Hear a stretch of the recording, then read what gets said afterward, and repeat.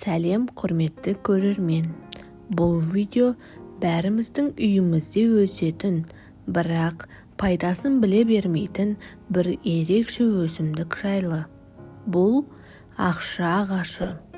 Атауы ақшаға байланысты болғанымен, оның шын мәніндегі емдік қасиеттері таң қаларлық. Көп адам бұл өсімдікті тек байлық әкеледі деген ырыммен өсіреді. Бірақ оның құрамында бактерияға қарсы заттар бар.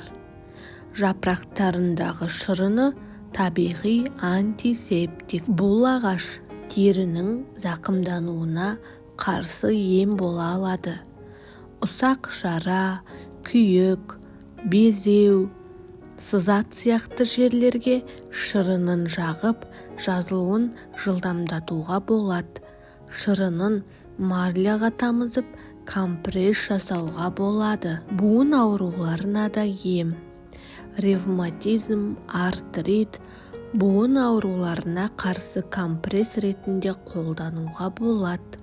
Шырынын бір шай қасық зәйтүн майымен араластырып, ауырған жерге жағу керек. Суық тигенде көмектеседі.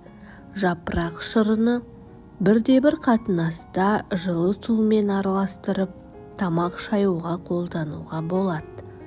Мұрын біткенде де жеңіл әсер береді.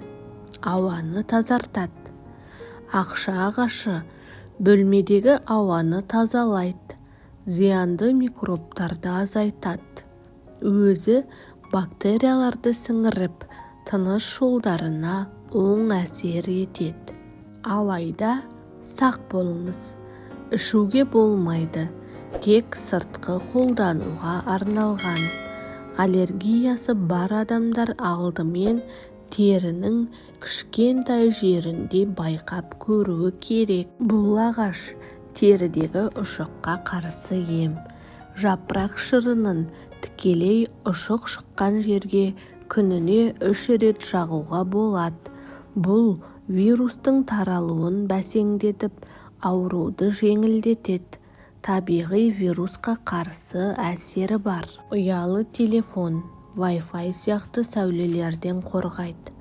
Ғалымдар бұл өсімдікті бөлмедегі электромагниттік толқындарды әлсіретеді деп санайды.